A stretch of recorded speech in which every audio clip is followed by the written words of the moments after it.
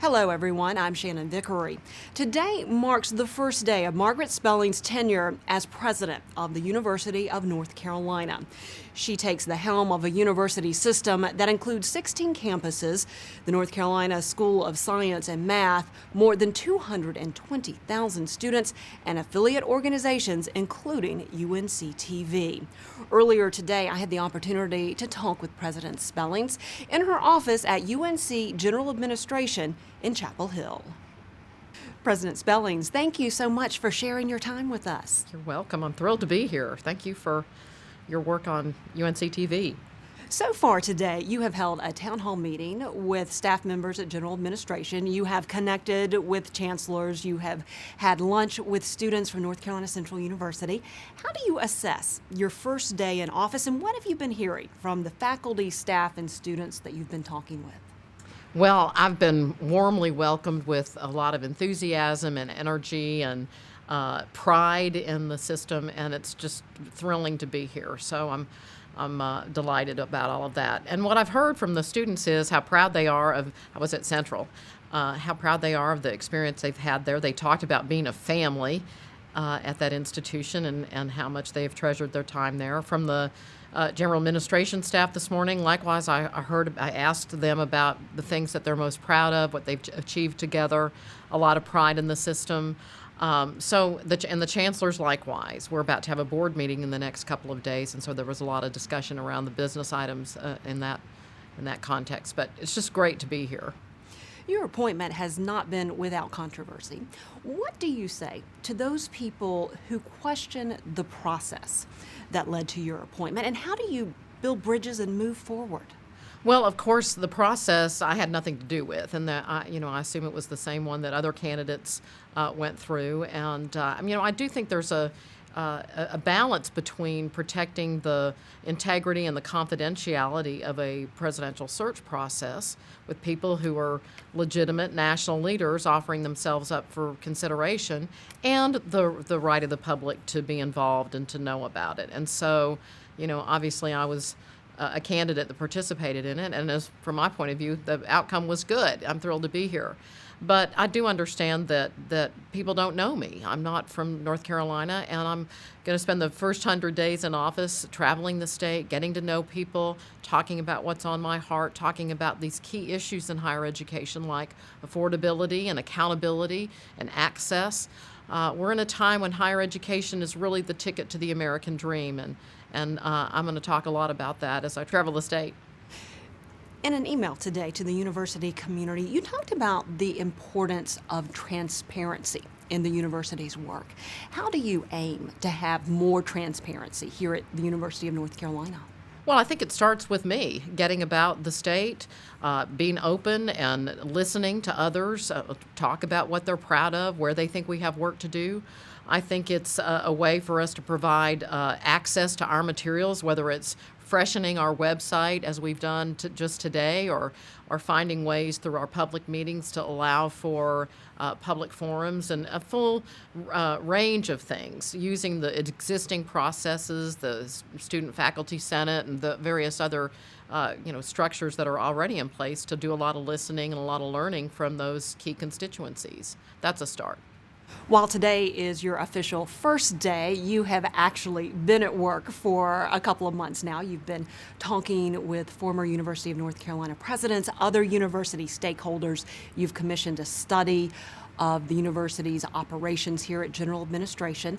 From those conversations and from the study, what are you learning are the biggest challenges and opportunities facing the university?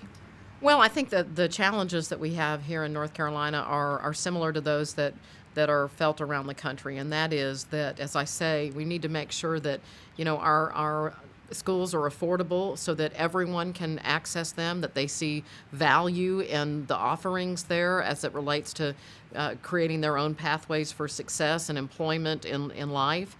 We need to talk about accountability and talk about what we bring to this state in terms of economic growth and driving the whole place forward, building a workforce for the business community here, and on and on and on. Those are the sorts of issues that I'm hearing about. But I also think, there are things that we can do process-wise that will engender confidence and support. We can make sure that the Board of Governors and the legislature and our chancellors are all in the right, as we've called them around here, swim lanes, that everybody knows what their role and what their responsibility is, and that we're respectful of the roles of others as well. What then are your priorities as you get to work on behalf of the university? Well, as I said in my remarks to the Board of Governors a couple of weeks ago, the biggest issue in American higher education is access for all. We've always done in this country a really pretty good job of educating elites. And in that work, we have improved the quality of life for people the world over. And certainly there's a ton of that going on here in this system. But the game now is to provide access, affordable access, and a high-quality education to first-generation students, to poor students, to minority students, to make it much more broadly available. And really, no one has ever done that before. And so that's the work that's before us. So I would like us to see, completion rates that are enhanced and attainment levels of the population generally that are national leaders, so that we'll have the most vibrant economy and the most fulfilled community here in North Carolina. How is the landscape of higher education changing, not only here in North Carolina, but throughout the country? And how is that impacting accessibility and affordability to higher education? Well, it's changing a lot. I mean, our traditional student is more of a minority part of our higher education population. In other words, more of our students are working adults, going back to school, keeping their credentials and their career pathways open, and on and on. And so I think what we're being asked is to deliver high-quality education in ways that are more affordable and more convenient to the student of today.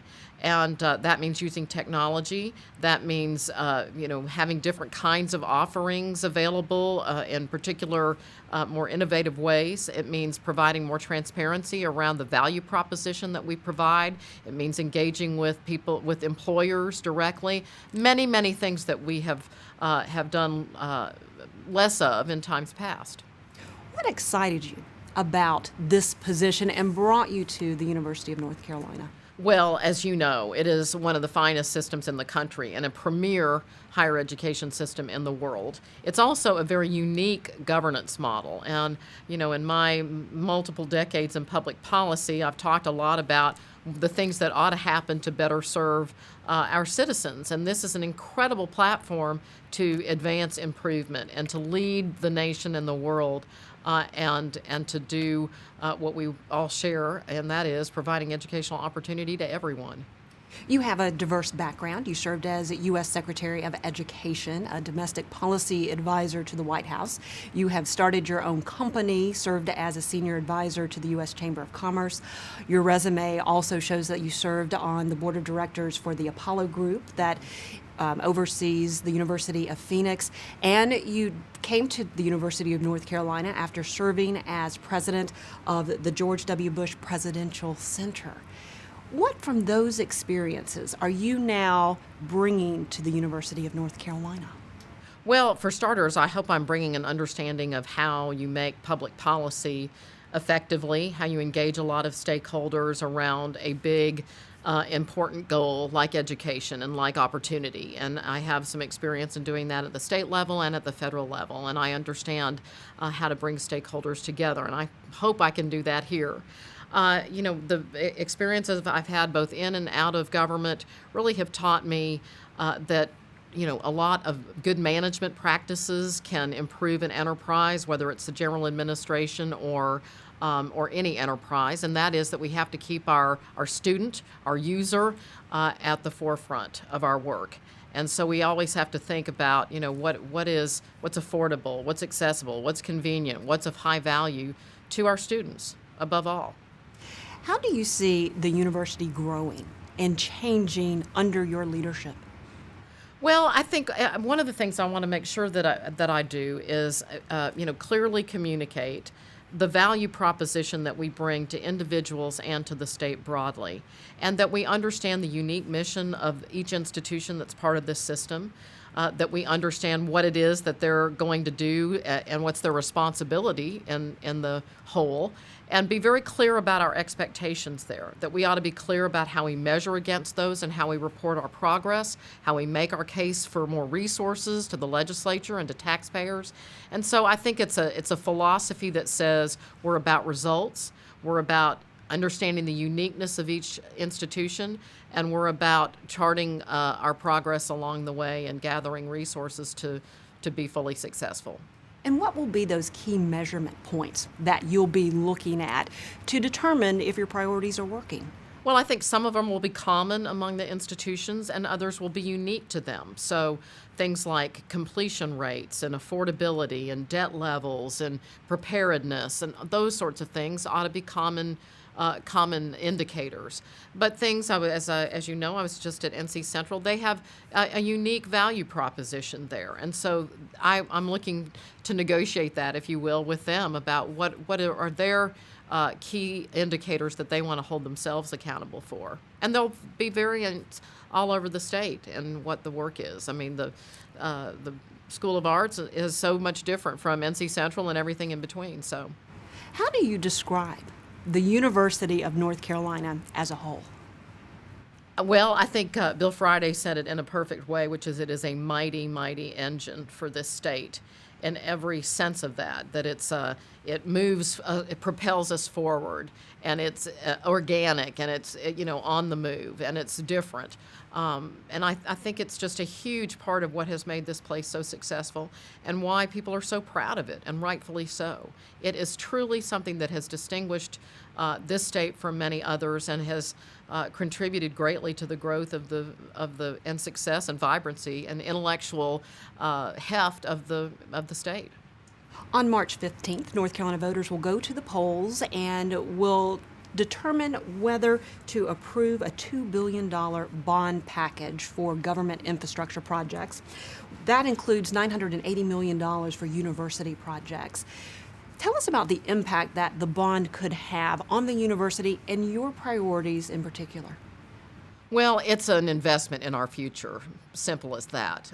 These are places that are educating the next generation of doctors and artists and students of every discipline. And so I would say to my fellow North Carolinians, and I got here just in time to register to vote because I want to be a part of this support, that it is an investment in our future, and I would welcome people when these facilities get built to visit them, and because they're owned by the taxpayers of this state as well, and they'll be proud of them, and they're all very, very much needed, whether they're hospitals or classrooms, laboratories, and on and on. They'll be proud. You're getting ready to travel the state and visit all of the campuses. What do you hope to accomplish with this tour? Well, for starters, I hope to learn a lot and listen a lot. There, as you know, are 17 different institutions, plus the Arboretum and UNC TV. I'm going to visit every single one of these places, get a flavor for those communities, understand what they're uniquely proud of, talk with them about what their challenges are, and inform myself and my team here about how we can be their partner in meeting those challenges. And as you are starting to travel all across the state, what do you want North Carolinians to know about you? Well, I want them to know that I am fully, fully committed to opportunity for every single citizen of this state. And I've worked for many decades on that, and I hope to make a real contribution here.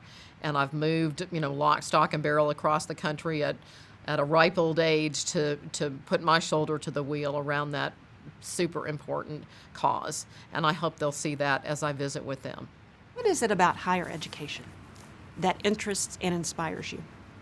Well, it represents opportunity. I mean, I don't think, any of us would be sitting here or have the kind of successful careers that we've had without higher education as part of that story.